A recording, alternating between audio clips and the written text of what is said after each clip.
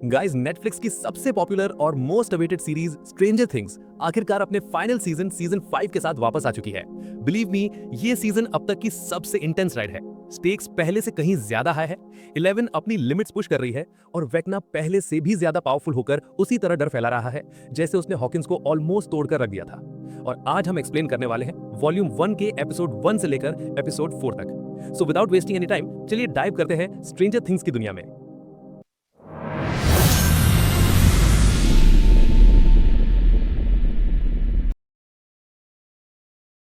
Episode 1, the crawl. Episode की शुरुआत एक बहुत भारी फ्लैशबैक से होती है। तारीख दिखाई जाती है 12 नवंबर 1983, यानी वो समय जब सीजन 1 में विल गायब हुआ था। सीन अपसाइड डाउन के कैसल बायर्स में चलता है, जहां चारों तरफ अंधेरा, ठंडी हवा और हवा में तैरते स्पॉर्स दिखते हैं। विल, जिसके चेहरे पर डर और ठंड दोनों साफ दिख रहे हैं, खुद को संभालने की कोशिश करता है और मन को शांत रखने के लिए धीरे धीरे शुड आई स्टे और शुड आई गो गुनगुनाता है, वही गाना जो जोनाथन उसके लिए घर पर बजाया करता था। अचानक उसकी सिंगिंग रुक जाती है क्योंकि एक डेमोगॉर्गन कैसल बायर्स की दीवारों को जोर से तोड़ते हुए अंदर घुसता है। विल घबराकर वो राइफल उठाता है जो वो अपने घर से लाया था और क्रिएचर पर कई राउंड्स चला देता है, लेकिन कोई असर नहीं होता। विल हड़बड़ाकर फोर्ट से बाहर भागता है। भागते भागते वो एक ऊंचे पेड़ पर चढ़ता है और एक दूसरे पेड़ पर जंप करने की कोशिश करता है, लेकिन उसका हाथ फिसल जाता है और वो जमीन पर गिर जाता है। डेमोगॉर्गन उस तक पहुंचकर उसे अपने टेंटिकल से पकड़ता है और घसीटते हुए ले जाता है। सीन कट होता है और विल को एक बड़े डरावने बिल्डिंग के अंदर घसीटा जा रहा होता है, जिसे हॉकिंस लाइब्रेरी का अपसाइड डाउन वर्जन माना जाता है। अंदर पहुंचकर उसे दीवार से ब्रूटली चिपका दिया जाता है, जहां गीली जिंदा सी लगने वाली वाइन्स उसके हाथ पैर बांधकर उसे पूरी तरह इमोबिलाइज कर देती हैं। धीरे धीरे अंधेरे से वेक्ना बाहर आता है। उसके पास पहुंचकर वो एक फ्लैशी पेंड्रिल को टेलीकिनेटिकली उठाकर विल के मुंह की तरफ बढ़ाता है। वेक्ना का वो टेंड्रिल विल के गले के अंदर फोर्सफुली डाल दिया जाता है और वो उसके शरीर में एक काला रहस्यमयी सब्सटेंस भेजता है। यही वो पल है जब दोनों के बीच परमानेंट साइकिक कनेक्शन बनता है, जिससे आगे के 4 सालों तक विल अपसाइड डाउन की हर हलचल महसूस करता रहेगा। वेक्ना उसका चेहरा छूकर ठंडे अंदाज में कहता है कि you and I, we are going to do such beautiful things together William. Will दर्द से तड़पता है, आंखों से आंसू बहते हैं और उसकी चेतना धीरे धीरे डूब जाती है। इसके बाद समय जंप होता है और तारीख दिखाई जाती है 3 नवंबर 1987, यानी 4 साल बाद। हॉकिंस अब एक मिलिटराइज्ड टाउन बन चुका है, जहां हर तरफ सोल्जर्स और व्हीकल्स नजर आते हैं। सुबह का सीन व्हीलर हाउस में शुरू होता है, जहां व्हीलर और बायर्स फैमिलीज अब एक ही घर में रह रही हैं। किचन में हल्का फुल्का घरेलू कैओस दिखता है। बच्चे इवेंचुअली तैयार होकर अपने अपने स्कूल्स के लिए बाइक्स पर निकलते हैं। स्ट्रीट्स पर जाते हुए वो कई मिलिट्री जीप्स, गार्ड्स और चेक पॉइंट्स के पास से गुजरते हैं, एक रिमाइंडर कि हॉकिंस अब पूरी तरह क्वारंटीन में है। सीन कट होता है WSQQ रेडियो स्टेशन पर, द स्क्वॉक। यहाँ रॉबिन अपनी morning radio show rockin' Robins morning broadcast host करती दिखती है। आज उसका 5वां ब्रॉडकास्ट है। रॉबिन बताती है कि गवर्नमेंट ने सीजन 4 की तबाही को बस एक अर्थक्वेक बता दिया है और उन जाइंट क्रैक्स को आयरन प्लेट से कवर कर दिया गया है, जिन्हें वो मजाक में जाइंट बैंडेड कहती है। टाउन के बीचों बीच जो एकमात्र खुला पोर्टल बचा है, उसे मिलिट्री एक्सेस कंट्रोल जोन यानी मैक-जी कहा जाता है, लेकिन लोग उसे बिग मैक के नाम से चढ़ाते हैं। हॉकिंस में कोई अंदर आ नहीं सकता और कोई बाहर नहीं जा सकता। हर जगह चेक पॉइंट्स, सर्विलेंस और सोल्जर्स हैं। मिलिट्री लगातार 11 को ढूंढ रही है, जिसे वो हर चीज का रिस्पॉन्सिबल मानते हैं। इसके बाद सीन कट होता है हॉकिंस हाई स्कूल पर, जहां एडी मनसन की डेथ का असर डस्टिन पर अब भी भारी है। वो हेलफायर क्लब की शर्ट पहनकर एडी को ऑनर करता है, लेकिन इसी वजह से वार्सिटी टीम का एंडी उसे हॉलवे में रोक लेता है। एंडी, जो जेसन कार्वर का दोस्त था, डस्टिन को भड़क कर कहता है कि हेलफायर क्लब खत्म हो चुका है और एडी का नाम भी खत्म होना चाहिए। बात बढ़ती है और एंडी डस्टिन की शर्ट पकड़कर उसे जोर से फाड़ देता है। लूकस तुरंत बीच में आकर लड़ाई को रोकता है ताकि मामला ज्यादा ना बढ़ जाए। माइक और विल पास ही खड़े डस्टिन को इमोशनली सपोर्ट करने की कोशिश करते हैं, लेकिन डस्टिन पीछे हटने को तैयार नहीं है। एडी की डेथ का दुख और हॉकिंस में चल रही हेलफायर क्लब वाली ब्लेम कल्चर उसे अंदर ही अंदर तोड़ रही है। ये मोमेंट साफ दिखाता है कि डस्टिन मेंटली बिल्कुल ठीक नहीं है। वो ग्रीफ, गिल्ट और बुलिंग के बीच फंसा हुआ है और धीरे धीरे रेकलेस होता जा रहा है। इसके बाद कहानी 11 पर शिफ्ट होती है। पिछले 4 सालों से वो जेन हॉपर के नाम से मिसिंग चल रही है। मिलिट्री उसकी तलाश में पोस्टर्स लगा रही है क्योंकि उन्हें लगता है कि हॉकिंस के सारे हादसों के पीछे वही है। लेकिन 11 हॉपर और जॉयस के साथ एक गुप्त जगह पर छिपकर ट्रेनिंग कर रही है। यहाँ 11 रोज एक कठिन ऑब्स्टिकल कोर्स से गुजरती है। एक जगह वो अपनी शक्ति से एक लंबी सुपर ह्यूमन लीप लेकर मेटल बैरियर को तोड़ने की कोशिश करती है, जिससे साफ दिखता है कि उसके पावर सीजन 4 के बाद और भी विकसित हो चुके हैं। हॉपर टाइमर पकड़े खड़ा रहता है और हर रन को स्ट्रिक्ट टाइमिंग में मेजर करता है। 11 का टाइम आता है 12 मिनट 33 सेकंड। जॉयस उसे एनकरेज करती है कि ये उसका नया रिकॉर्ड है, लेकिन 11 खुश नहीं होती। उसे हॉपर का वो रूल याद है कि 12 मिनट से कम टाइम आएगा तभी वो क्रॉल मिशंस का हिस्सा बन पाएगी। एंग्री और फ्रस्ट्रेटेड 11 हॉपर की तरफ देखती है और उससे टाइमर रीसेट करने को कहती है। ये टेंशन साफ दिखाती है कि 11 लड़ने के लिए तैयार है, लेकिन हॉपर उसे प्रोटेक्ट करने के डर से हर बार गोल पोस्ट बदल देता है, क्योंकि उसे 11 के फिर से खो जाने का डर है। अब कहानी इंट्रोड्यूस करती है एक नए एंटेगनिस्ट डॉक्टर के को।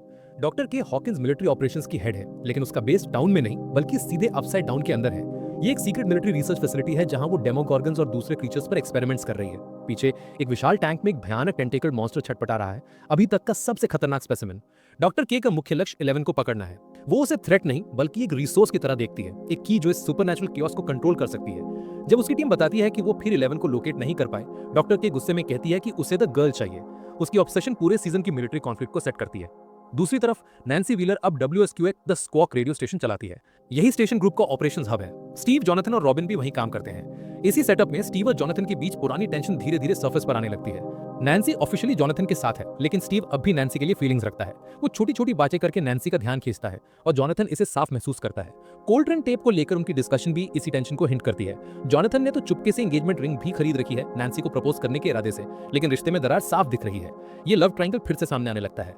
इसी बीच मरी बाउमैन हॉकिंस के क्वारंटीन जोन में ऑस्टिन मिलबाज नाम की फेक आइडेंटिटी लेकर एंट्री करता है। वो खुद को ग्रोसरी डिलीवरी ड्राइवर बताता है और अंदर आते ही ग्रुप को एमो, ग्रेनेड्स, फूड आइटम्स और दूसरी जरूरत के सप्लाईज देता है। मरी बताता है कि आज रात मिलिट्री एक बड़ा बर्न ऑपरेशन करने वाली है, एक तरह का कंट्रोल्ड पोर्टल एक्सपेंशन, जिसमें वो गेट को खोलते हैं ताकि कार्गो ट्रक्स अपसाइड डाउन के अंदर मौजूद मिलिट्री बेस तक सप्लाईज पहुंचा सकें।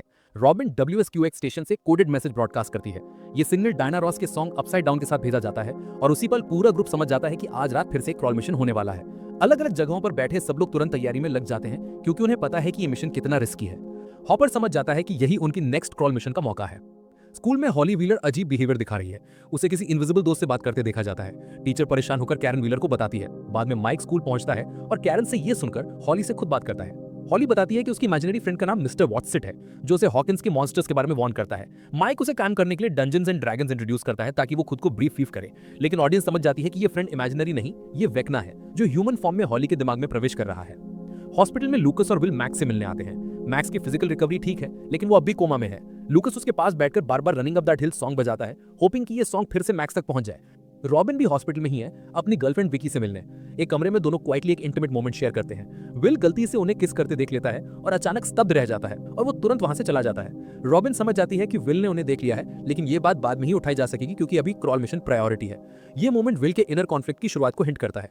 एपिसोड एक डार्क टर्न लेता है जब डस्टिन अपने बुली एंडी से बदला लेने के लिए उसके लॉकर में एक कॉर्न स्नेक और हेलफायर लिव्स वाला नोट रख देता है। एंडी डर जाता है और डस्टिन को थोड़ी सेटिस्फैक्शन मिलती है, लेकिन स्कूल के बाद जब डस्टिन एडी की ग्रेव साफ करने जाता है तो सीन हॉरिफाइंग बन जाता है। हेडस्टोन पर बर्न इन हेल लिखा है और वो खून उसी स्नेक का है जिसे एंडी और उसके दोस्तों ने मारकर वहीं फेंक दिया है। डस्टिन शॉट खड़ा रहता है और तभी एंडी और उसकी गैंग शैडो से बाहर आते हैं। डस्टिन केमिकल्स का यूज करके dungeons and dragons inspired prismatic spray जैसा मूव करता है, अटैकर्स को कुछ पल के लिए ब्लाइंड करते हुए, लेकिन वो अकेला है। कुछ ही सेकंड्स में एंडी और उसके दोस्तों से पकड़कर बुरी तरह पीटते हैं। डस्टिन मुश्किल से बच पाता है। आखिर में वो जमीन पर पड़ा रहता है, गंभीर चोटों के साथ, हिल तक नहीं पाता। उसकी हालत इतनी खराब है कि वो क्रॉल मिशन के लिए द स्क्वॉक पहुंच ही नहीं पाता और आगे कहानी में उसकी नॉन अराइवल का बड़ा इंपैक्ट पड़ने वाला है। थोड़ी देर बाद पूरा ग्रुप द स्क्वॉक के बेसमेंट हेडक्वार्टर्स में इकट्ठा होता है। Hopper, Joyce, Lucas, Mike, Will, Nancy, Robin, Steve, Jonathan, almost सभी। बस डस्टिन मिसिंग है, जो सिमेट्री में बेहोश पड़ा है। लेकिन डस्टिन नहीं आता।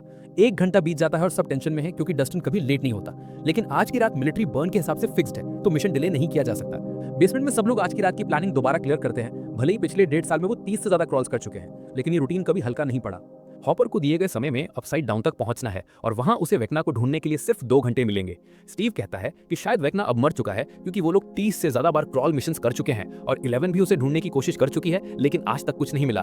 जॉनथन याद दिलाता है कि वेक्ना ने नैन्सी को वो विजन दिखाया था जिसमें पूरा शहर तबाह हो जाता है। इसीलिए पूरा ग्रुप मानता है कि वेक्ना को ढूंढने का एक भी मौका वो लोग हाथ से जाने नहीं दे सकते। ट्रैकिंग का काम खाली है और तभी जॉनथन आगे बढ़कर कहता है कि वो डस्टिन की जगह ले लेगा। स्टीव और जॉनथन की ऑकवर्ड केमिस्ट्री फिर से सरफेस पर आ जाती है। नैन्सी को लेकर टेंशन अब भी बना हुआ है। इसके बावजूद टीम रोल सेट कर देती है और कंटिजेंसी प्लान भी फाइनल कर लिया जाता है। हॉपर सबको इंस्ट्रक्शंस देता है और प्लान बिल्कुल मिलिट्री स्टाइल में समझाता है। उसे टनल्स में किस टाइम तक पहुंचना है, लूकस और माइक ऑब्जर्वेशन पोस्ट पर क्या देखेंगे और MACZ तक मिलिट्री कॉन्वे किस समय पहुंचेगा। माइक और लूकस चर्च टावर जैसी ऊंची जगह पर बैठकर गेट और मिलिट्री एक्टिविटी को वॉच करेंगे। स्टीव और जॉनथन एक वैन में होंगे जहां रेडियो ट्रैकिंग सिस्टम लगा है, वही सिस्टम जिसका डस्टिन हर मिशन में इस्तेमाल करता है। उनका काम हॉपर की हर मूवमेंट को ट्रैक करना है, क्योंकि सिग्नल खो गया तो हॉपर हमेशा के लिए अपसाइड डाउन में फंस जाएगा। जॉयस बेसमेंट से सेंट्रल कम्युनिकेशन संभालती है। अगर हॉपर का सिग्नल ड्रॉप हुआ तो इमरजेंसी प्रोटोकॉल फॉलो किया जाएगा। मिशन शुरू होने से पहले माइक और 11 रूफटॉप पर थोड़ी देर अकेले बात करते हैं। माइक उसे समझाने की कोशिश करता है और कहता है कि जब ये सब खत्म होगा तो वो दोनों हॉकिंस छोड़कर अपनी नॉर्मल जिंदगी शुरू करेंगे। ये पल काम है। आने वाली समस्याओं से पहले एक छोटा इमोशनल पॉज। इसके बाद माइक और लोकस ऑब्जर्वेशन पोस्ट पर पहुंच जाते हैं और नीचे एमएसीजी जोन को देखते हैं जहां मिलिट्री बंद शुरू होता है। गेट दोबारा खुलता है और कार्गो ट्रक्स अंदर भेजे जाते हैं। इसी कंफ्यूजन का फायदा उठाकर हॉपर एक ट्रक में छुपकर गेट के अंदर प्रवेश कर जाता है। सरफेस पर जॉनथन और स्टीव अपनी वैन में बैठे ट्रैकिंग डिवाइस से हॉपर की हर मूवमेंट फॉलो कर रहे हैं और जॉयस बेसमेंट से सबको कोऑर्डिनेट कर रही है। लेकिन फिर सब कुछ बिगड़ जाता है। हॉपर जिस कॉन्वॉय में था, अचानक वही कॉन्वॉय रुक जाता है। बाहर केओस फैल जाता है। डेमोगॉर्गन्स कॉन्वॉय पर अटैक कर देते हैं। सोल्जर्स गन फायर कर रहे हैं, लेकिन क्रीचर्स बहुत तेज और खतरनाक है। ट्रक एक ट्री से क्रैश हो जाता है और झटका इतना जोरदार होता है कि हॉपर घायल हो जाता है। वो किसी तरह बाहर निकलकर डीपर जंगल में भागता है ताकि क्रीचर्स और गन फायर दोनों से बच सके। लेकिन सबसे बड़ी प्रॉब्लम तब आती है जब उसका रेडियो सिग्नल पूरी तरह कट हो जाता है। जॉनथन और स्टीव सिर्फ स्टैटिक सुनते रह जाते हैं। हॉपर अब अंदर अकेला और अनट्रैकेबल है। इसी एग्जैक्ट मोमेंट में विल के साथ बेसमेंट में कुछ बेहद स्ट्रेंज होता है। उसे तीव्र गूजीज फील होने लगती हैं और सेकंड्स में वो ट्रांस में चला जाता है। उसकी आंखें एक डेमोगॉर्गन की विजन देखने लगती हैं, जैसे वो खुद एक क्रीचर हो। वो देखता है कि क्रीचर हॉकिंस में एक स्पेसिफिक डायरेक्शन में बढ़ रहा है, वीला हाउस की ओर। बेसमेंट की लाइट्स तेजी से फ्लिकर होने लगती हैं और फिर फ्यूज बॉक्स ब्लास्ट हो जाता है, जिससे पूरी बिल्डिंग की पावर चली जाती है और सारे कम्युनिकेशन सिस्टम्स बंद हो जाते हैं। ग्रुप घबराकर विल को जगाने की कोशिश करता है। जब वो फाइनली होश में आता है, वो रोते रोते जॉय से चिपक जाता है और कहता है, डेमोगॉर्गन वो हमारे घर जा रहा है। सब समझ जाते हैं कि उनके घर का मतलब वीला हाउस है, नैन्सी का फैमिली होम। नैन्सी पैनिक में तुरंत बाहर भागती है और रॉबिन और 11 उसके साथ दौड़ती हैं ताकि फैमिली को बचाया जा सके। मीनवाइल वीला हाउस में सब नॉर्मल चल रहा है। टेड बैकयार्ड में गोल्फ खेल रहा है, कैरन बाथरूम तैयार कर रही है और हॉली अपने cute rainbow bright decorated bedroom में है। लेकिन अचानक उसकी लाइट्स फ्लिकर होती हैं, वही फेमिलियर अपसाइड डाउन इफेक्ट, और सीलिंग पर क्रैक्स दिखने लगते हैं। ये क्रैक्स बढ़ते बढ़ते एक बड़ा गैप बनाते हैं और उसी से एक डेमोगॉर्गन सीधे हॉली के रूम में गिरता है। हॉली डर से चीख पड़ती है और एपिसोड यहीं खत्म हो जाता है। Episode 2 the vanishing of Holly Wheeler. Episode की शुरुआत होती है एक शांत लेकिन अनईजी माहौल से। कैरन व्हीलर अपने बाथरूम में बबल बाथ तैयार कर रही है। पीछे रेडियो पर धीरे धीरे एबा का गाना चल रहा है, फर्नांडो। वो थोड़ा रिलैक्स्ड है, वाइन पीकर मूड हल्का किया हुआ है। दूसरी तरफ टेड व्हीलर बैकयार्ड में अकेले गोल्फ बॉल्स मारकर अपना स्ट्रेस निकालने की कोशिश कर रहा है। इसी बीच घर के अंदर कुछ और ही चल रहा है। हॉली घबराकर दौड़ती हुई अपनी माँ के पास आती है। वो कहती है कि उसे कोई मॉन्स्टर दिखा है। कैरन शुरुआत में उसकी बात को बस एक बच्ची के नाइटमेयर की तरह लेती है और बोलती है कि वो धीरे बोले क्योंकि उसकी घबराई आवाज समझ नहीं आ रही। लेकिन हॉली का डर इतना गहरा है कि कैरन भी नोटिस करने लगती है। तभी पूरे घर की लाइट्स एकदम से तेजी से फ्लिकर होने लगती हैं। बैकयार्ड में टेड भी इस डिस्टर्बेंस को देख लेता है। वो तुरंत अपना गोल्फ क्लब हथियार की तरह पकड़ता है और घर के अंदर आता है। जैसे ही वो अंदर पहुंचता है, बाथरूम का दरवाजा एक जोरदार क्रैश के साथ टूट जाता है। डेमोगॉर्गन सामने खड़ा है। उसकी मौजूदगी ही कमरे का माहौल बदल देती है। कैरन और हॉली पैनिक में बाथ टब में कूद जाती हैं और पानी के नीचे सांस रोककर छिपने की कोशिश करती हैं। डेमोगॉर्गन वही बाथरूम में घूम रहा है, लेकिन तभी टेड हिम्मत दिखाते हुए सामने आ जाता है। वो अपने क्लब से एक सॉलिड शॉट मारता है और ये हिट डेमोगॉर्गन को थोड़ी देर के लिए रोक देता है। लेकिन ये एडवांटेज ज्यादा देर टिक नहीं था। डेमोगॉर्गन पलटकर टेड को इतनी ताकत से मारता है कि वो सीधा दीवार के पार फेंक दिया जाता है। कैरन और हॉली सीढ़ियों की तरफ भागती हैं, लेकिन किचन तक पहुंचते पहुंचते चीजें और डरावनी हो जाती हैं। सामने एक पोर्टल खुला दिखाई देता है। कैरन लड़खड़ाकर गिर जाती है और हॉली उसे उठाने के लिए वापस दौड़ पड़ती है। कैरन अपनी आखिरी हिम्मत जुटाती है। वो पास रखी वाइन बॉटल उठाती है, उसे तोड़ती है और टूटे हुए ग्लास से डेमोगॉर्गन पर वार करने लगती है। वो पूरी ताकत से क्रीचर को रोकने की कोशिश करती है, बस अपनी बेटी को बचाने के लिए। लेकिन इस संघर्ष में कैरन बुरी तरह घायल हो जाती है। उसके चेस्ट और थ्रोट पर गंभीर चोटें आती हैं और हंगामे के बीच डेमोगॉर्गन हॉली को पकड़कर पोर्टल में खींच लेता है। छोटी सी हॉली डर से चीख भी नहीं पाती और पोर्टल उसे लेकर अपसाइड डाउन में गायब हो जाता है। कुछ ही पलों बाद नैन्सी और 11 घर पहुंचती हैं। किचन में कैरन खून से भीगी पड़ी होती है। वो मुश्किल से आंखें खोल पाती है और धीरे से बस एक ही शब्द कह पाती है, हॉली। फिर बेहोश हो जाती है। 11 एक सेकंड भी बर्बाद नहीं करती। पोर्टल अभी भी खुला है और वो सीधे अंदर कूद जाती है डेमोगॉर्गन के पीछे। और जैसे ही 11 पोर्टल में गायब होती है, वो धीरे धीरे बंद होने लगता है और घर फिर से अजीब सी खामोशी में डूब जाता है।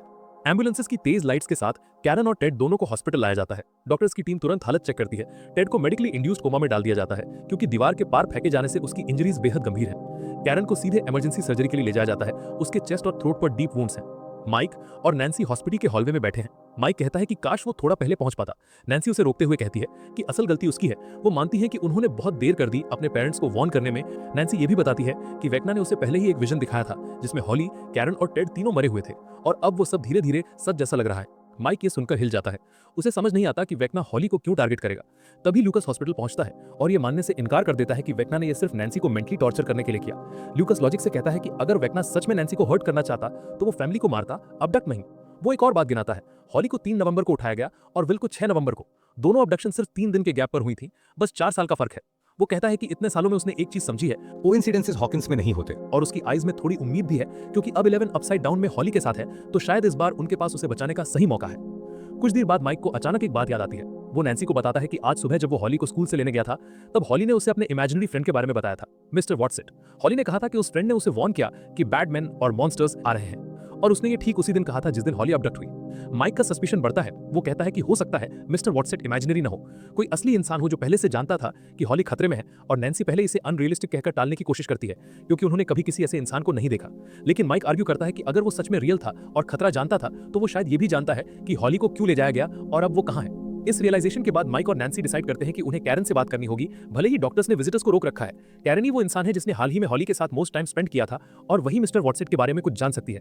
दोनों एक छोटा सा प्लान बनाते हैं, हॉस्पिटल यूनिफॉर्म्स प्राप्त करते हैं। माइक एक पेशेंट गाउन पहन लेता है और नैन्सी कैंडी स्ट्राइपर की ड्रेस में बदल जाती है। पहले तो नर्सेज उन्हें बैरली नोटिस करती हैं और मौका देखकर दोनों सर्जरी रिकवरी विंग में स्लिप हो जाते हैं। आखिरकार वो कैरन के रूम तक पहुंचते हैं। कैरन धीरे धीरे होश में आती है और अपने दोनों बच्चों को सामने खड़ा देखती है। नैन्सी शांत आवाज में बताती है कि हॉली गायब है और उन्हें उसकी मदद चाहिए। कैरन बोल नहीं सकती, इसलिए नैन्सी उसके हाथ में नोटपैड और पेन दे देती है। कैरन कांपते हाथों से लिखना शुरू करती है। पहले वो मिस्टर वॉटसेट की अपीयरेंस डिस्क्राइब करती है, टॉल आदमी, सिर पर हैट, बॉडी पर वेस्ट और उसके पास एक पॉकेट वॉच होता है। फिर कैरन सबसे अहम डिटेल लिखती है, उस आदमी का नाम। वो धीरे धीरे अक्षर बनाती है, HENRY। इस नाम को पढ़ते ही नैन्सी और माइक के चेहरे से रंग उतर जाता है। दोनों एक साथ समझ जाते हैं कि मिस्टर वॉटसेट कोई और नहीं, हेनरी क्रील है। मतलब वेक्ना खुद हॉली के करीब गया था, बच्चों की किताब के एक हार्मलेस और फ्रेंडली कैरेक्टर का रूप लेकर, हॉली से दोस्ती करके और फिर उसे ले जाकर अपसाइड डाउन खींच ले गया। ये रियलाइजेशन उनके लिए किसी शॉक से कम नहीं होता, क्योंकि अब ये साफ है कि वेक्ना महीनों से हॉली को टारगेट कर रहा था और किसी को पता नहीं लगा। अपसाइड डाउन में 11 अकेली चल रही है। वो जोर से हॉली को पुकारती है और डेमोगॉर्गन के खून के निशान फॉलो करती जा रही है। अंधेरे में अचानक ब्रांचेस टूटने की आवाज आती है। 11 घबरा कर तुरंत अपने साइकिक फोर्स फेंकती है, बट सामने से हॉपर बाहर आता है। उसे देखकर 11 हैरान भी है और राहत भी महसूस करती है। हॉपर अब भी जिंदा है, बस एपिसोड 1 की गोली और क्रैश से बैडली इंजर्ड है। वो खुद ही अपसाइड डाउन में रास्ता ढूंढता हुआ यहाँ तक पहुंचा है। हॉपर 11 से पूछता है कि वो व्हीलर हाउस तक बिना टनल्स के कैसे पहुंची। 11 बताती है कि नैन्सी कार में लेकर आई थी, बस हुडी पहनकर डिस्गाइज बनाया था। हॉपर भड़क जाता है। वो कहता है कि ऐसा रेकलेस मूव का मतलब है कि मिलिट्री ने उसे कैमरास में देख लिया होगा और अब उन्हें पता है कि 11 अपसाइड डाउन में है, और अगर वो उसे पूरी तरह से आइडेंटिफाई कर लेते हैं तो वो पूरी ताकत के साथ उसे ढूंढने आएंगे। 11 इंसिस्ट करती है कि उन्हें जल्दी कुछ करना होगा मिलिट्री से पहले। उसका प्लान सिंपल है, डेमोगॉर्गन को फॉलो करो जिसने हॉली को उठाया था, क्योंकि वो ना हॉली को लोकेट कर पा रही है ना वेक्ना को। इसका मतलब दोनों किसी ऐसी जगह हैं जहां उसकी पावर्स ब्लॉक हो जाती हैं। चलते चलते हॉपर की चाल बिगड़ जाती है। उसकी गोली वाली चोट उसे चलने नहीं दे रही। 11 इंसिस्ट करती है कि उसे उसकी इंजरी साफ करनी पड़ेगी। मैक्स से सीखे स्टेप्स वो केयरफुली फॉलो करती है। वूंड साफ करती है, डिसइंफेक्टेंट लगाती है, बैंडेज टाइट करती है। इसी वल्नरेबल मोमेंट में हॉपर कहता है कि उसे 11 को खोने का ख्याल भी डराता है, क्योंकि उसने पहले ही अपनी बेटी सैरा को खो दिया था। वो बताता है कि सैरा ने बीमारी से लड़ते हुए कितनी ब्रेवरी दिखाई थी और वो नहीं चाहता कि 11 भी वैसी ब्रेवरी दिखाए, क्योंकि वो उसे खो नहीं सकता। 11 उसे भरोसा दिलाती है कि वो केयरफुल रहेगी। वो दोनों एक इमोशनल मोमेंट शेयर करते हैं और फिर आगे बढ़ने के लिए तैयार हो जाते हैं। इस बार हॉपर आगे चलता है ताकि 11 सेफ रहे। दूसरी तरफ सैटेलाइट वैन में स्टीव और जोनाथन बैटरी चार्ज होने का इंतजार कर रहे हैं। दोनों को अभी पता चला है कि टेड को कोमा में रखा गया है और कैरन अभी सर्जरी में है। स्टीव सजेस्ट करता है कि उन्हें हॉस्पिटल जाकर नैन्सी के साथ होना चाहिए, लेकिन जोनाथन तुरंत इनकार करता है। कहता है कि प्लान क्लियर है, उन्हें जीवन जोन सर्च करनी है ताकि हॉपर, 11 और हॉली मिल सकें। स्टीव कहता है कि हॉस्पिटल तो रास्ते में ही पड़ता है, फूल दे देंगे और आगे बढ़ जाएंगे। जोनाथन फट पड़ता है। उसके अकॉर्डिंग स्टीव हर वक्त नैन्सी के सामने खुद को बड़ा दिखाने की कोशिश करता है। वो स्टीव पर अक्यूज करता है कि वो लगातार नैन्सी की अटेंशन के लिए कंपटीशन करता है। जोनाथन उसे सेल्फिश और चोविनिस्ट तक घोषित कर देता है और कहता है कि आज की रात जब नैन्सी की फैमिली मौत से लड़ रही है, स्टीव सिर्फ उसे इंप्रेस करने की सोच रहा है। स्टीव भी इक्वली तीखा जवाब देता है। वो कहता है कि उसने हमेशा जोनाथन की हेल्प की है और कंसर्न दिखाया है, लेकिन जोनाथन कभी देखता ही नहीं। वो जोनाथन को पैरानॉइड और कैलिफोर्निया से लौटने के बाद वियर्ड बिहेवियर के लिए ब्लेम करता है। वो कहता है कि अगर जोनाथन नैन्सी की हैप्पीनेस में एफर्ट करेगा तो शायद दोनों इतनी मिजरी में नहीं रहेंगे। लड़ाई चरम पर है, तभी वैन का इंजन रुक जाता है। दोनों चुप बैठे रह जाते हैं, गुस्सा हवा में तैरता रहता है। उसी मोमेंट डस्टिन पूरी तरह थका हुआ, चोटों से भरा हुआ बाइसिकल से आता है। डस्टिन कन्वीनियंटली बोल देता है कि बाइक से गिर गया, लेकिन स्टीव को इंस्टेंटली समझ आ जाता है कि बात कुछ और है। वो डस्टिन पर नाराज होता है कि एडी की मौत के दुख में डूबकर उसने इमरजेंसी मीटिंग मिस कर दी थी, जिसकी वजह से उसे पूरे क्योस का पता ही नहीं था। जोनाथन आखिरकार दोनों को चिल्लाकर चुप कराता है। फिर वे रेडियो पर जीवन फ्रीक्वेंसी स्कैन करने लगते हैं। एक अजीब सिग्नल मिलता है, थोड़ी होप भी होती है, लेकिन डिकोड करने पर पता चलता है कि ये हॉपर की टेलीमेट्री नहीं, शायद मिलिट्री ब्रॉडकास्ट या EMI है। उधर रेडियो स्टेशन पर जॉयस विल से उसके विजन के बारे में पूछती है। विल बताता है कि यह विजन पहले से कहीं ज्यादा इंटेंस था, जैसे वो सच में डेमोगॉर्गन के माइंड के अंदर था। जॉयस कंफ्यूज है कि क्रीचर ने स्पेसिफिकली व्हीलर्स को टारगेट क्यों किया। विल एक्सप्लेन करता है कि उसने फिर से हाइव माइंड को महसूस किया था, वेक्ना और क्रीचर्स की साइकिक नेटवर्क। जॉयस याद दिलाती है कि सीजन 4 के बाद कनेक्शन कट जाना चाहिए था, लेकिन विल कहता है कि कनेक्शन कभी खत्म नहीं हुआ था, बस कैलिफोर्निया जाकर थोड़ा फीका पड़ गया था। हॉकिंस लौटते हैं वो वापस तेज हो गया और आज रात तो सबसे पास महसूस हुआ। रॉबिन ये सुनकर एक थ्योरी देती है। वो कहती है कि शायद विल एक ह्यूमन रेडियो रिसीवर जैसा काम कर रहा है। वेक्ना माइंड फ्लाई पार्टिकल्स को रेडियो वेव्स की तरह स्प्रेड करता है और विल की प्रॉक्सिमिटी जैसे जैसे बढ़ती है वैसे वैसे उसका सिग्नल साफ सुनाई देता है। मतलब विल की साइकिक सेंस का यूज करके वो हॉली को ट्रैक कर सकते हैं। विल ये सुनकर एक्साइटेड हो जाता है। उसे याद आता है कि उसे पहले वुड्स में एक विजन आया था। वो सोचता है कि शायद वो विजन क्रीचर के नहीं, वेक्ना के पर्सपेक्टिव से था। अगर वो उस जगह वापस जाए तो मे बी कनेक्शन फिर से मिल सकता है। लेकिन जॉयस तुरंत मना कर देती है। वो कहती कि पिछली बार जब विल ने वेक्ना को सेंस किया था तो वेक्ना ने उसके दिमाग पर कब्जा कर लिया था, वो उसे फिर रिस्क में डाला नहीं देगी। उनका प्लान सिंपल है, स्क्वॉक फिक्स करना और हॉपर को लोकेट करना। लेकिन विल कहता है कि हॉली अभी अपसाइड डाउन में अकेली है और वो जानता है वो कितना डरावना होता है, वो उसे छोड़ नहीं सकता। रॉबिन एक चतुर बहाना बनाकर विल को बाहर ले जाती है। वो जॉयस से कहती है कि फ्लक्स कैपेसिटर फिक्स करना है और उसे 2 लोग चाहिए। जॉयस मान जाती है। रॉबिन और विल वुड्स में चले जाते हैं। वुड्स में विल पहले कुछ महसूस नहीं करता। फिर रॉबिन को जमीन पर एक मंडला जैसा रॉक पैटर्न दिखता है। ये देखकर विल के दिमाग में स्पार्क्स उठते हैं। उसे याद आता है कि विजन में उसे बच्चों की हंसी सुनाई दी थी। वे एलिमेंट्री स्कूल के प्लेग्राउंड की तरफ दौड़ते हैं। विल मैरी गो राउंड को घूमते हुए देखता है और सब समझ जाता है। विजन में जो उसने स्पिनिंग स्काई दिखा था वो डेमोगॉर्गन नहीं, हॉली की आंखों से दिखा था। मतलब विल ने वेक्ना की आंखों से हॉली को देख रहा था जब वो उसे स्टॉक कर रहा था। उनका सबसे बड़ा डर अब कंफर्म हो चुका है। वेक्ना ने हॉली को पहले से ही माइंड में टारगेट कर लिया था। लुकस उसी समय हॉस्पिटल में मैक्स के पास बैठा है। मैक्स अब भी कोमा में है। लुकस उसे अपडेट देता है कि हॉली मिसिंग है, टाइमिंग सस्पिशियस है, एनिवर्सरी करीब है और उसकी जरूरत उन्हें पहले से ज्यादा है। रनिंग अप दैट हिल धीमी आवाज में बज रही है और लुकस मैक्स का हाथ पकड़कर उससे लड़ने की विनती करता है। उम्मीद करता है कि वो किसी तरह से संकेत देगी कि वो अभी वहां है। इसी बीच मिलिट्री कमांड सेंटर में डॉक्टर केप सर्वेलेंस देख रही हैं। उन्हें आखिरकार नैंसी की कार की फुटेज में 11 का क्लियरली विजिबल फेस दिख जाता है। डॉक्टर के इंस्टेंटली समझ जाती हैं कि 11 हॉकिंस में है और डेमोगॉर्गन अटैक उससे जुड़ा है। वो सारी फोर्सेज अलर्ट कर देती हैं और ऑर्डर करती हैं कि 2 मील रेडियस की सारी फुटेज खंगाली जाए और 11 को तुरंत कस्टडी में लिया जाए। अपसाइड डाउन में हॉपर और 11 डेमोगॉर्गन के ब्लड ट्रेल को फॉलो करते हुए आगे बढ़ते हैं और सामने एक जायंट हॉरिफाइंग वॉल खड़ी मिलती है। ये दीवार ट्विस्टेड वाइन्स, फ्लशी टिश्यू, हड्डियों और अपसाइड डाउन के बायोलॉजिकल मास से बनी है। इतनी बड़ी कि उसका एंड दिखता ही नहीं। ये एक सील्ड बैरियर जैसा लगता है, जबरदस्ती बनाया गया, इम्पेनिट्रेबल। दीवार के नीचे 11 को हॉली का एक शू मिलता है। अब ये क्लियर हो जाता है कि डेमोगॉर्गन उसे यही लेकर आया था। 11 गैस करती है कि शायद यही रीजन था कि वो ना हॉली को लोकेट कर पा रही थी ना वेक्ना को, क्योंकि दोनों इस वॉल के पीछे किसी जगह पर हैं जहां उसकी साइकिक सेंस ब्लॉक हो जाती है। एपिसोड अपने आखिरी सीक्वेंसेस में हमें हॉली की हालत दिखाता है। वो अब एक सुंदर, काम और unreal version of krill house के अंदर है, वेक्ना के माइंडस्केप में बनी हुई दुनिया। असली दुनिया का रॉटन हॉन्टेड क्रील हाउस यहाँ साफ सुथरा, ब्राइट और वार्म दिखता है। हॉली के पास खड़ा है हेनरी क्रील, ब्राउन सूट पहने, काम और सौम्य। वो हॉली का हाथ पकड़कर उसे घर के अंदर ले जाता है।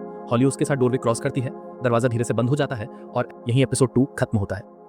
Chapter 3 the Turnbo trap. Episode 3 की शुरुआत अपसाइड डाउन में होती है, जहां हॉपर और 11 एक विशाल जेलेटिन जैसी दीवार तोड़ने की कोशिश कर रहे हैं।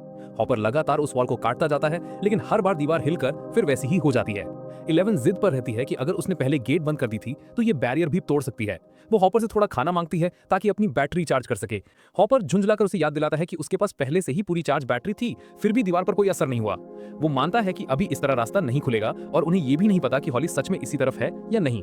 दोनों इसी बात पर बहस कर ही रहे होते हैं कि अचानक दूर से गाड़ियों की आवाजें आने लगती हैं। हॉपर तुरंत अलर्ट होकर 11 को हटने को कहता है। तभी एक अजीब सा डिवाइस एक्टिवेट होता है जो एक भारी पल्सिंग फोर्स छोड़ने लगता है। ये पल्स हवा को हिलाता है और 11 सीधी खड़ी रह जाती है, जैसे पूरा शरीर फ्रीज हो गया हो। पल्स जैसे जैसे बढ़ता है 11 की हालत और बिगड़ती जाती है। हॉपर घबराकर उसे देखता है और पूछता है कि क्या हो रहा है, लेकिन 11 कुछ बोल नहीं पाती।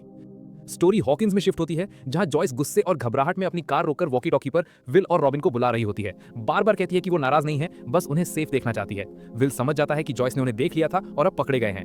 रॉबिन घबराकर पूछती है कि क्या वो जॉयस ही है और विल इरिटेटेड होकर हाँ में जवाब देता है। कुछ ही पल में जॉयस तेजी से कार रोकती है और दोनों को तुरंत अंदर बैठने को कहती है। कार के अंदर जॉयस का गुस्सा फट पड़ता है। वो रॉबिन को याद दिलाती है कि उसने साफ कहा था कि विल को कहीं अनसेफ मत ले जाना, और रॉबिन ने ना सिर्फ उसे वहां ले गया बल्कि कम्युनिकेशन भी काट दिया। वो साफ कहती है कि ये उसके बेटे की लाइफ है और अगर उसने कहा है कि विल उसके पास ही रहे तो उसे वहीं रहना चाहिए। विल बताता है कि जॉयस का पिछली रात वाला प्लान अच्छा नहीं था और उसने उसे इसलिए माना क्योंकि वो सेफ था, लेकिन फिर विल कहता है कि उसका रेकलेस प्लान एक्चुअली काम कर गया। विल बताता है कि उसने फिर से हाइव माइंड कनेक्ट करके वेगना को स्पाई किया और पता लगा कि हॉली सिर्फ शुरुआत थी, वेगना बच्चों को लेने वाला है। उन्हें नहीं पता कि वो उन बच्चों के साथ क्या करेगा, लेकिन अब एक फायदा है, उन्हें पता है नेक्स्ट टारगेट कौन है। विल तुरंत कहता है कि उन्हें अभी निकलना होगा क्योंकि वेगना को रोकने का वक्त कम होता जा रहा है। सीन एक शांत, बिल्कुल साफ सुथरे 1950 स्टाइल घर में शिफ्ट होता है, जहां क्लासिकल म्यूजिक धीरे से बज रहा है। हेनरी क्लीन व्हाइट कपड़ों में घर में टहलते हुए हॉली के पास आता है और पूछता है कि क्या वो अभी भी अपने पेरेंट्स के बारे में सोच रही है। हॉली धीरे से हाँ कहती है। हेनरी बहुत काम तरीके से समझाता है कि उसके पेरेंट्स बेस्ट पॉसिबल हैंड्स में हैं और हर घंटे बेहतर हो रहे हैं। वो कहता है कि जब वो पूरी तरह ठीक हो जाएंगे तो वो इस घर में आकर हॉली से मिलेंगे। वो हॉली को खुश करने की कोशिश में ब्लैकबेरीज ऑफर करता है, कहता है कि उसकी फेवरेट है। हॉली हैरान होती है कि उसे ये कैसे पता। हेनरी कैजुअली कहता है कि बस एक हंच है, वो हंच इसमें अच्छा है। फिर वो कहता है कि शायद कल चॉकलेट चिप पैनकेक्स बनाए, डेरेक के फेवरेट। हॉली चौंकती है कि डेरेक यहाँ आने वाला है। हेनरी डीजिंग अंदाज में कहता है कि डेरेक उसे ज्यादा पसंद नहीं करता और पूछता है कि क्या वो डेरेक को मॉन्स्टर्स को खिला देना चाहिए। हॉली डर जाती है और तुरंत मना कर देती है। हेनरी कंप्रोमाइज सजेस्ट करता है, अगर डेरेक ने उसे हर्ट किया या ठीक से बिहेव नहीं किया तो वो डेरेक को वापस बाहर भेज देगा अकेले। हॉली को ये बात ऑडली कंफर्टिंग लगती है। हेनरी बताता है कि वो दिन भर बाहर रहेगा और हॉली इस पूरे घर की मालकिन है, लेकिन एक रूल बहुत सख्ती से कहता है, उसे कभी भी वुड्स में नहीं जाना है। हॉली पूछती है कि क्या वहाँ मॉन्स्टर्स रहते हैं। हेनरी हाँ कहता है, लेकिन जोड़ता है कि जब तक हॉली उनसे मिलने नहीं जाएगी मॉन्स्टर्स उसे नहीं ढूंढ पाएंगे। म्यूजिक धीरे धीरे डरावना हो जाता है और हेनरी घर से निकल जाता है, हॉली को अकेले इस अनसेटलिंग पैराडाइज में छोड़कर। वापस अपसाइड डाउन में हम देखते हैं कि military petrol alpha 1 checkpoint H for Hercules पर पहुंचती है और दीवार में छेड़छाड़ के फ्रेश साइंस पाता है। एक सैनिक पूछता है कि क्या किसी जैकैस ने वॉल खराब की है। लेफ्टिनेंट कंफर्म करता है, लेकिन बताता है कि ये उनके आदमियों का काम नहीं है। वो एक आदमी को आदेश देता है कि हेजहॉग एक्टिवेट करो। मशीन चालू होते ही वही खतरनाक पल्सिंग शुरू होती है। 11 जो पास ही छिपी है दर्द से खराती है। पल्स लगातार तेज होता जाता है और 11 की हालत बिगड़ती जाती है। तभी अचानक गोलियों की आवाज गूंजती है। अल्फा 1 बैकअप और एयर सपोर्ट मांगता है। हॉपर क्योस का फायदा उठाकर 11 को खींच कर ले जाता है और सोल्जर से लड़ना शुरू कर देता है। 11 पल्स की वजह से कमजोर पड़ रही है, लेकिन हॉपर ग्रेनेड्स, गन फायर और पूरी ताकत से लड़ते हुए कई सोल्जर्स को गिरा देता है और हेजहॉग डिवाइस को उड़ा देता है। अंत में मिलिट्री का पूरा यूनिट लगभग खत्म हो जाता है और हॉपर लेफ्टिनेंट रॉबर्ट एकर्स को जिंदा पकड़ लेता है। बाकी या तो भाग जाते हैं या वहीं गिर चुके होते हैं। सीन वापस हॉकिंस में आता है, जहां रॉबिन कहती है कि ऐसा लग रहा है जैसे उसने बैड सिग्नल भेज दिया हो, क्योंकि पूरा group Steve, Dustin, Mike, Lucas और नैन्सी सब इकट्ठा हो जाते हैं। रॉबिन फॉर्मल बातें काट कर सीधे मुद्दे पर आती है, डेरेक टर्नबो। नैन्सी पूछती है कि उन्हें कैसे यकीन है कि डेरेक ही अगला टारगेट है। विल एक्सप्लेन करता है कि जब वो हाइव माइंड के करीब होता है तो वेगना की आंखों से देख सकता है। पहले उसने हॉली को देखा था और आज सुबह उसने डेरेक के पर्सपेक्टिव से देखा। उसने डेरेक के दिमाग के अंदर वेगना को महसूस किया। माइक कहता है कि वेगना का प्लान जो भी हो उन्हें उसे रोकना होगा। विल एक प्लान बताता है, वो डेरेक को नींद में उठाकर किसी सेफ हाउस में ले जाएंगे ताकि वेगना उसे ढूंढ ना पाए। लेकिन जॉयस कहती है कि अब सेफ खेलने का टाइम नहीं है। हालांकि डस्टिन इस प्लान में कमियां निकालता है। डेरेक जाग सकता है और अगर प्लान काम भी गया तो भी इससे वो हॉली या हॉपर के करीब नहीं पहुंचेंगे। तब माइक एक नया और बड़ा प्लान बनाता है जिसका नाम वो रखता है द टर्नबो ट्रैप। वो समझाता है कि उन्हें डेरेक को सिर्फ बचाना नहीं है, बल्कि उसे बेट की तरह यूज करना है। किसी तरह डेरेक के घर में घुसकर उसे नींद की गोलियां देनी होंगी। रॉबिन कहती है कि उसके पास ऐसी पिल्स हैं जो हाथी को भी सुला दें। प्लान यह है कि वेगना को लगेगा कि डेरेक अपने बिस्तर पर सो रहा है और वो डेमोगॉर्गन को उसे लेने भेजेगा, लेकिन वहां डेरेक नहीं बल्कि ये बच्चे ट्रैप्स और हथियारों के साथ तैयार बैठे होंगे। मरी की सप्लाईज यूज करके वो मॉन्स्टर को जलाएंगे, पर उसे मारेंगे नहीं। प्लान का सबसे इंपॉर्टेंट हिस्सा यह है कि वो डेमोगॉर्गन पर एक टेलीमेट्री ट्रैकर लगाएंगे। फिर वे अपनी वैन से सिग्नल ट्रैक करते हुए उस मॉन्स्टर का पीछा करेंगे, जो उन्हें सीधे अपसाइड डाउन में वेगना के ठिकाने और हॉली तक ले जाएगा। हॉली अब हेनरी के घर में बिल्कुल अकेली है। पीछे कैसेट पर टिफिनी का गाना I think we're alone now चल रहा है और हॉली धीरे धीरे गुनगुनाते हुए पूरे शांत घर में घूमती रहती है। गाना खत्म होते ही डोरबेल लगातार बजने लगती है। हॉली पहले हेनरी को पुकारती है, फिर इरिटेट होकर सोचती है कि शायद डेरेक कोई बेवकूफी कर रहा है। लेकिन जब घंटी बंद होती है और कोई नहीं दिखता तो उसे दरवाजे पर एक अजीब नोट मिलता है, I need your help, meet me at the X, Henry. साथ में एक रफ मैप बना है जिसमें एक एक्स और डायरेक्शन ईस्ट लिखा है। हॉली कंफ्यूज हो जाती है। हेनरी ने उसे अभी कुछ ही घंटे पहले वुड्स में कभी ना जाने का वादा करवाया था, लेकिन नोट भी हेनरी के नाम से आया है। ये पहली बार है जब हॉली के दिमाग में शक, डर और क्यूरियोसिटी एक साथ उठते हैं। इधर अपसाइड डाउन में मेडिक्स घायल सोल्जर्स को उठाकर ले जा रहे हैं। कुछ सैनिक उसी वक्त हॉपर और 11 का पीछा करने निकल जाते हैं। हॉपर और 11 एक चुराई हुई हम्बी में छिपे बैठे हैं। हॉपर जानता है कि मिलिट्री को इसकी कमी जल्दी पता चल जाएगी। ऊपर कई हेलीकॉप्टर्स घूम रहे हैं जिन पर वही सोनिक डिवाइसेस लगे हैं जो 11 को पैरालाइज कर देते थे।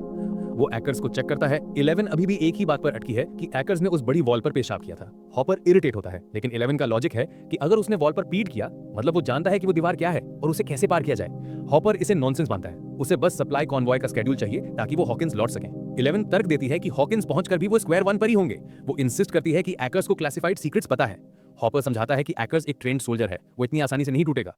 रूसियों को उसे तोड़ने में हफ्ते लगे थे, इनके पास 2 घंटे भी नहीं है। तब 11 कामली एक कॉम्प्रोमाइज ऑफर करती है। हॉपर पहले 20 मिनट कॉन्वॉय का सच पूछ ले, फिर वो अपनी मर्जी के सवाल पूछेगी। हॉपर डील मान लेता है। हॉकिंस हाई में क्लास खत्म होते ही माइक बताता है कि उन्हें एरिका की मदद चाहिए टर्नबो हाउस में घुसने के लिए। एरिका साफ मना कर देती है क्योंकि टीना टर्नबो उसकी आर्च एनिमी है। ल्यूकस सुझाव देता है कि वो टीना से माफी मांग ले। एरिका कहती है कि वो वार्म होल्स पढ़ना पसंद करेगी बजाय टीना को सॉरी बोलने के। माइक अपना फाइनल कार्ड खेलता है। ये सिर्फ डेरेक की बात नहीं है, वेगना ने हॉली व्हीलर को लिया है। एरिका का पूरा एटीट्यूड एक पल में बदल जाता है और बिना हिचक मिशन के लिए तैयार हो जाती है। अगले सीन में रॉबिन हॉस्पिटल पहुंचती है। रॉबिन और विल छिपते हैं क्योंकि रॉबिन विकी का सामना नहीं करना चाहती। उसने फिर से डेट कैंसिल कर दी है और उसे डर है कि विकी उसे गलत समझेगी। अचानक उन्हें एक पेशेंट दिखता है जिसे उसी विंग में ले जाया जा रहा है। रॉबिन इसे जैकपॉट बोलती है और विल को इशारा करती है कि सारे बेंजोस उठा ले। इतनी स्टैश से वो आधा हॉकिंस सुला सकते हैं। दूसरी तरफ मरी बाउमन स्टेजिंग एरिया में स्मगल्ड सामान लेकर आता है, एसीटोन और एक्सप्लोसिव्स। बाहर स्टीव वैन को हल्का करने के लिए सामान फेंक रहा है। डस्टिन को आइडिया आता है वैन की जरूरत नहीं, बस ट्रैकर चाहिए। वो स्टीव की प्यारी BMW पर चढ़कर ट्रैकर लगाने लगता है। स्टीव पागल होकर चिल्लाता है, लेकिन डस्टिन अपने नो टॉकिंग रूल का इस्तेमाल करके काम जारी रखता है। अब अपसाइड डाउन में इंटेरोगेशन शुरू होता है। एकर्स हेकड़ी दिखाता है, 11 को फ्रीक बोलता है। हॉपर उसे याद दिलाता है कि वो सलिविन का आदमी है और हॉपर अपनों को बचाने के लिए एकर्स जैसों को 1000 बार मार सकता है। लेकिन असली खेल 11 खेल रही है, चुपचाप एकर्स के दिमाग में घुसकर। हॉपर डॉक्टर के का नाम लेता है। एकर्स डिनाई करता है, लेकिन 11 उसके दिमाग में सब देख रही है। एकर्स और सलिवन एक गाड़ी में डॉक्टर के से मिल रहे थे। के ने वार्निंग दी थी कि 1 महीने में रिजल्ट चाहिए। 11 हॉपर को रियल टाइम अपडेट देती है। गैबल रिज रोड पर एक सीक्रेट बेस है। हॉपर ये रिपीट करता है। 11 और गहराई में जाती है। एक सिक्योर्ड कॉरिडोर, एक विशाल मेटल डोर जो लॉक्ड है। 11 महसूस करती है कि दरवाजे के पीछे वही क्रिप्टोनाइट एनर्जी है, लेकिन डिवाइस से कई गुना ताकतवर। हैकर्स दर्द से चीख रहा है। वो 11 को अपने दिमाग से निकलने की भीख मांगता है। 11 अपनी मेंटल पावर से उस डोर को खोलने की कोशिश करती है। हैकर्स की चीखें बढ़ती जाती हैं। अचानक 11 भी खुद चीख पड़ती है और कनेक्शन तोड़ देती है। वो हाँफ रही है। हॉपर उसे पकड़कर पूछता है, क्या देखा? 11 कांपती आवाज में हॉपर की तरफ देखती है और एक टेरिफाइंग सच बोलती है। दरवाजे के पीछे उनके पास वेक्ना है। The military has Vecna. Holly woods में खड़ी खुद से जद्दोजहद कर रही है। हेनरी ने साफ कहा था, नेवर एवर, कभी वुड्स में मत जाना। गाना बजता रहता है और हॉली खुद को कोसती रहती है, लेकिन उसकी उत्सुकता उसके डर पर भारी पड़ जाती है। वो उस नोट पर यकीन करके आगे बढ़ जाती है। सीन सीधे टर्न वो फैमिली के डिनर टेबल पर शिफ्ट हो जाता है। तभी डोरबेल बजती है। टीना दरवाजा खोलती है तो सामने एरिका खड़ी मिलती है, रोनी सी शक्ल लेकर। वो माफी मांगती है और पीस ऑफरिंग के तौर पर टीना की फेवरेट पाई लेकर आती है। अंदर टेबल पर एरिका ने पाई में नटमेग के साथ ढेर सारा सेडेटिव मिला दिया है। वो टीना को फोर्स करती है, कहती है इसमें लो फैट क्रीमर है ताकि टीना मोटी ना हो। टीना साफ मना कर देती है और एरिका पर आरोप लगाती है कि वो जानबूझकर उसे मोटा बनाना चाहती है ताकि जॉश उसे पसंद ना करे। बहस बढ़ती है और पुराने डॉज बॉल वाले झगड़े फिर उछलाते हैं। इधर मिस्टर टर्नबो पर दवा का असर शुरू हो चुका है। वो अजीब बातें करने लगते हैं, शब्द ठीक से बोल नहीं पा रहे, पियर्स को स्पीयर्स बोल रहे हैं। डेरेक हंसता है कि डैड फिर से टल्ली हैं, लेकिन तभी दवा सबको अपनी गिरफ्त में लेने लगती है। एक एक करके सब बेहोश होने लगते हैं। टीना घबराकर एरिका से कहती है कि कॉल 911, पर एरिका बिल्कुल ठंडे दिमाग से बोलती है, मैंने कहा था ना, अपनी पाई खा लो। बाद में मैककॉर्कल फार्म के बांध में टर्नबो परिवार बेहोश पड़ा है। सबके चेहरों पर पिलो केस ढके हैं ताकि अगर वो जाग भी जाएं तो वेक्ना उन्हें देख न सके। बाहर जॉयस और विल के बीच एक गहरी बातचीत चलती है। विल अपनी सुबह की बदतमीजी के लिए माफी मांगता है, लेकिन जॉयस टूट जाती है। वो रोते हुए कबूल करती है कि जिस रात विल पहली बार गुम हुआ था, वो काम से आकर सस्ती शराब पी रही थी और टीवी देख रही थी। उसे खबर तक नहीं थी कि उसका बेटा गायब है। वो खुद को एक बुरी माँ कहती है। विल उसे समझाता है कि ये उसकी गलती नहीं थी। जॉयस आंसू पोंछ का वादा करती है कि अब वो कभी नजर नहीं फेरेंगी। अब टर्नबो हाउस एक मौत के जाल में बदल चुका है। एसीटोन बलून्स, कांटेदार बार्ब्ड वायर और शॉटगन ट्रैप्स तैयार हैं। स्टीव बीएमडब्ल्यू में डस्टिन के साथ ट्रैकिंग रीडआउट्स देख रहा है। बाकी सब अपनी पोजीशंस पर हैं। नैन्सी शॉटगन के साथ तैयार खड़ी है। तभी डेमोगॉर्गन आता है, बेट को फॉलो करते हुए। जैसे ही वो ट्रैप जोन में घुसता है, लूकस चिल्लाता है और ट्रैप एक्टिवेट करता है। मॉन्स्टर गिरता है। नैन्सी उसे गोली मारती है जिसमें ट्रैकर लगा है और जोनाथन उसे आग के हवाले कर देता है। चिल्लाता हुआ क्रीचर वापस अपसाइड डाउन में भाग जाता है, लेकिन अब वो टैग्ड है। डस्टिन तुरंत सिग्नल पकड़ लेता है। स्टीव अपनी बीएमडब्ल्यू में टीम के साथ उसका पीछा करता है। गाड़ी हॉकिंस की सड़कों पर तेज रफ्तार से दौड़ रही है। डस्टिन चिल्लाकर रास्ता बताता है और स्टीव मुश्किल से एक्सीडेंट बचा पाता है। अचानक सिग्नल गायब हो जाता है, फिर दोबारा आता है, लेकिन दिशा बदल चुकी है। डेमोगॉर्गन ने यू टर्न ले लिया है और अब वो साउथ ईस्ट की ओर भाग रहा है। मैककॉर्कल बांध में विल को अचानक हाइव माइंड से खतरा महसूस होता है। कोने में बेहोश डेरेक होश में आने लगता है और तड़पता है। इसी हलचल में उसके चेहरे से पिलो केस हट जाता है और उसकी आंखें खुली होती हैं। विल डर से जम जाता है। वो सोचकर समझ जाता है डेमोगॉर्गन इसलिए वापस आ रहा है क्योंकि वेक्ना अब डेरेक की खुली आंखों से उन्हें देख सकता है। उनका प्लान उल्टा पड़ गया है। शिकारी अब शिकार बन चुके हैं। उधर हॉलीवुड्स में और आगे बढ़कर एक अदृश्य दीवार से टकराती है। वो घबराकर छिपने की कोशिश करती है जब उसे कदमों की आहट सुनाई देती है। वो डरते हुए ऊपर देखती है। वहां हेनरी नहीं बल्कि मैक्स मेफील्ड खड़ी होती है। मैक्स बस इतना कहती है, हाय। वही कैसेट का गाना फिर से बजना शुरू हो जाता है और एपिसोड इस हैरान कर देने वाले मोड़ पर खत्म होता है। Episode 4 the sorcerer. Chapter 4 episode वहीं से शुरू होता है जहां पिछला खत्म हुआ था। डेरेक टर्नबो अभी भी डरा हुआ है और ग्रुप का साथ देने से साफ मना कर देता है। जॉयस एक माँ की तरह उसे समझाती है कि वो उसे उसी क्रीचर से बचा रहे हैं जो विल को ले गया था, पर डेरेक तस से मस नहीं होता। वो मिस्टर वॉटसिट की ज़ॉम्बी बॉय वाली बातें दोहराता है, जिससे साफ है कि वेक्ना उसके दिमाग और डर के साथ खेल रहा है। जॉयस पूछती है कि अगर वो उसे खोल दे तो क्या वो कोऑपरेट करेगा। डेरेक मान जाता है, लेकिन रस्सियां खुलते ही वो जॉयस को धक्का देकर भागता है। वो चिल्लाते हुए हेल्प मांगता है जैसे उसे किडनैप किया जा रहा हो। विल उसे टैकल करता है, पर डेरेक उसकी आंखों में मिट्टी डालकर लॉफ्ट पर चढ़ जाता है और ला ला ला गाकर सबकी बात अनसुनी कर देता है। उसे कन्विंस करना नामुमकिन लगता है। तभी विल फ्रीज हो जाता है। हाइव माइंड के जरिए उसे खतरा महसूस होता है। दूर से आती क्लिकिंग साउंड्स के बीच अचानक एक डेमोगॉर्गन बांध का दरवाजा तोड़कर अंदर घुस जाता है। जॉयस तुरंत एक्स उठाती है और मॉन्स्टर के सामने डट जाती है। अगर डेरेक चाहिए तो मुझसे गुजरना होगा। वो पूरी ताकत से एक्स स्विंग करती है, जिससे डेमोगॉर्गन थोड़ा पीछे हटने पर मजबूर हो जाता है। इसी केओस में स्टीव की बीएमडब्ल्यू दीवार तोड़ते हुए सीधा डेमोगॉर्गन को टक्कर मारती है। टक्कर से क्रीचर गिरता है और अपसाइड डाउन का पोर्टल खुल जाता है। डस्टिन, नैन्सी और जॉनथन के साथ स्टीव एक रिस्की प्लान बनाता है कि अगर वो स्पीड में पोर्टल में घुसें तो क्रीचर को ट्रैक कर सकते हैं। जॉनथन और नैन्सी के हेजिटेशन के बावजूद डस्टिन सिग्नल फेड होने की वार्निंग देता है। आखिरकार नैन्सी मान जाती है। स्टीव एक्सीलरेटर दबाता है और बीएमडब्ल्यू पोर्टल पार कर अपसाइड डाउन में लैंड करती है, जहां सिग्नल फिर से स्ट्रांग हो जाता है। बान में विल डर्ट से तड़पता है और हाइव माइंड विजन देखता है। हॉली और 3 अन्य बच्चे हवा में टंगे हैं। उनके मुंह से निकलती टेंड्रिल्स किसी स्पायर से जुड़ी हैं। विजन के बाद विल कांपते हुए बताता है कि उसने शायद गलती से वेक्ना का वो प्लान देख लिया जो उसे नहीं देखना चाहिए था। उधर हॉकिंस में डॉक्टर के की मिलिट्री टीम घर घर जाकर 9-10 साल के बच्चों को प्रोटेक्शन के बहाने उठा रही है। एलन मिलर की बेटी डेबली सहित कुल 73 बच्चों को मैक्जी बेस ले जाया जा रहा है। डॉक्टर के इसे डिफेंस स्ट्रेटेजी बताती हैं क्योंकि पैटर्न क्लियर है। सलीवन के एतराज पर वो ठंडेपन से कहती हैं, ये रेकलेस तभी है अगर हम फेल हों। उनका ये ओवर कॉन्फिडेंस खतरे की घंटी है। माइक और लूकस दूर से समझ जाते हैं कि बच्चों को बेस में इकट्ठा करके वेक्ना के लिए आसान टारगेट्स बनाया जा रहा है। अपसाइड डाउन में रोवन सेमेट्री के पास डस्टिन का ट्रैकर ग्लिच करके डेड हो जाता है।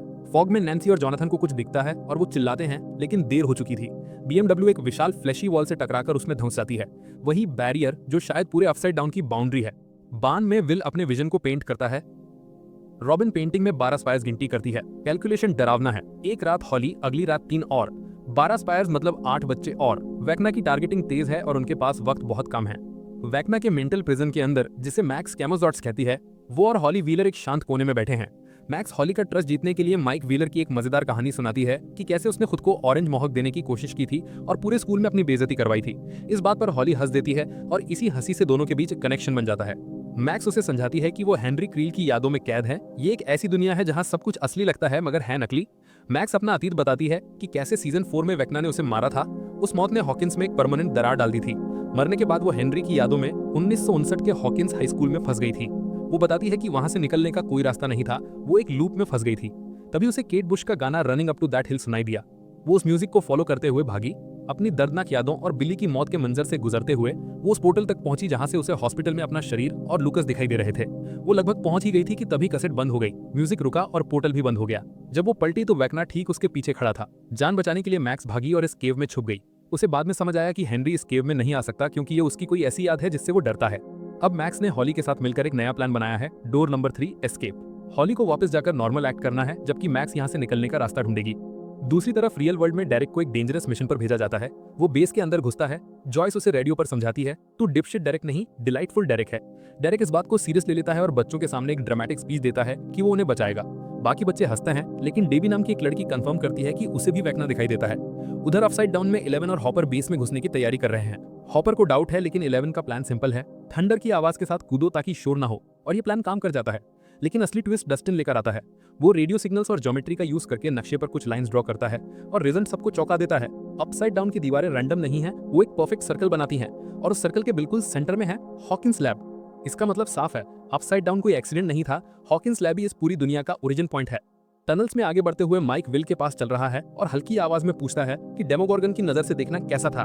विल बताता है कि उसने क्रीचर की रेज और कंफ्यूजन महसूस की और साथ ही ऐसा भी लगा जैसे वो उसकी संज्ञान में फंसा हुआ था, किसी हॉरर फिल्म को जबरदस्ती देखकर बैठे रहने जैसा, जिसे रोकना नहीं आता। माइक फिर एक प्रोवोकेटिव थॉट रखता है, कहो तो क्या विल सिर्फ ऑब्जर्वर नहीं था बल्कि उस हाइव माइंड को कंट्रोल करने की क्षमता रखता है। मतलब जब विल हाइव से जुड़ता है तो वो पपेटियर बनकर क्रीचर्स को निर्देश दे सकता है। विल आपत्ति करता है कि वो वेक्ना नहीं है, लेकिन माइक समझाता है कि विल विजर्ड नहीं बल्कि एक सॉर्सरर है, क्योंकि उसकी शक्ति किसी किताब या पढ़ाई से नहीं बल्कि उसके अंदर से आती है, इनेट पावर। रॉबिन पीछे चलती हुई इस कन्वर्सेशन की सटल इंटेंसिटी महसूस करती है और समझती है कि कुछ बड़ा घटित हो रहा है। थोड़ी देर बाद रॉबिन विल को अलग से खींचकर बताती है कि क्या वो टैमी टॉमसन को याद करता है, नवीं क्लास की वो लड़की जो बुरा गाती थी। रॉबिन अपना पास्ट शेयर करती है कि कैसे उसने सोचा था टैमी ही उसकी सारी आइडेंटिटी का जवाब है, और जब टैमी ने स्टीव को पसंद कर लिया तो उसकी फैंटेसी टूट गई। एक छोटी सी होम मूवी देखने के बाद रॉबिन को असली रियलाइजेशन होती है, जो वो ढूंढ रही थी वो कभी किसी और में नहीं थी, वो खुद में थी। ये रॉबिन का अपना कमिंग आउट मोमेंट है जो विल को अपनी पहचान स्वीकार करने की हिम्मत देता है। वो कहती है कि once I did that I felt like I could fly. Will उसका वाक्य पूरा करता है रॉक इन रॉबिन, और ये छोटी सी सच्ची बात विल के लिए इमोशनल और थीमेटिक कोर बन जाती है जो आगे उसकी पावर को अनलॉक करेगी। एमएजी के अंदर हॉपर और 11 वॉल्ट तक पहुंचते हैं, पर फिर अलार्म बजता है और बेस का एंटी साइकिक सोनिक वेपन सक्रिय हो जाता है। ये वेव्स 11 की क्षमता को न्यूट्रलाइज कर देती हैं। वो दर्द में गिरती है और हॉपर उसे कवर देता है। डॉक्टर के आती है और ठंडे अंदाज में कहती है कि उसने 11 को बहुत समय से खोजा है। 11 स्ट्रेन्ड वॉइस में जवाब देती है कि वो जानती है कि डॉक्टर के ने क्या लिया है और उसके लोग मरेंगे। ये धमकी वजनी है, पर वो खुद अभी कमजोर है। उसी दौरान लेफ्टिनेंट एकर्स और सोल्जर्स के बीच क्योस बढ़ता है। एकर्स की आग में एक साइंटिस्ट भी मर जाता है। हॉपर ब्रूटल फाइट में फंस जाता है, उसका गन जैम हो जाता है और एक मैसिव टेंटिकल क्रीचर कंटेनमेंट से बर्स्ट करके हॉपर के गले पर लपेट लेता है। डॉक्टर के क्रूरता से देखने आती है और क्रीचर को हीट से कमजोर बताकर हॉपर का दम घोटने को तैयार रहती है, जब तक 11 आखिरी कोशिश में कुछ थ्रो करके डिस्ट्रैक्शन देती है। हॉपर उस मौके का फायदा उठाकर खुद को छुड़ाकर डॉक्टर के को बेहोश कर देता है और उसका सिक्योरिटी बैट स्नैच कर लेता है। हॉपर 11 को कहता है कि उसे अभी भागना है। वो कंपास देता है और नॉर्थ ईस्ट वुड्स में मिलने को कहता है। फिर 11 को हॉपर के जख्मी बॉडी पर वो बॉम्ब वेस्ट दिखता है जिसे हॉपर ने फेल सेफ के तौर पर रखा है, एक ऐसा कदम जो उसकी रेडीनेस टू सैक्रिफाइस दिखाता है। हॉपर अपनी प्राइड और प्यार 11 के लिए बोले बिना नहीं रह सकता। वो कहता है कि वो जैन से प्यार करता है और दरवाजा बंद करके खुद वॉल्ट की ओर चला जाता है। जब वॉल्ट खुलता है और हॉपर अंदर पहुंचता है, वहां वेक्ना मिला नहीं, केली 8 है। केली मशीनरी से जुड़ी और हेवीली सेडेटेड है। हॉपर 11 को बुलाता है और केली फुसफुसाकर सिस्टर कहती है। ये छोटी सी रीयूनियन नए सवाल छोड़ जाती है कि क्यों केली को पकड़कर रखा गया था और मिलिट्री उसकी कौन सी एबिलिटी एक्सप्लॉइट कर रही थी। वहीं हॉकिंस में माइक और लूकस ने बाथरूम के नीचे वाली टनल से कंक्रीट तोड़कर ऊपर निकलने की कोशिश की और अंत में फ्लोर ब्रीच करते हैं। डेरिक बच्चों को शेपर्ड कर रहा है और रॉबिन एक्वर्डली बताती है कि वो मिस्टर वॉटसीट की मैजिक एल्फ है ताकि इल्यूजन बना रहे।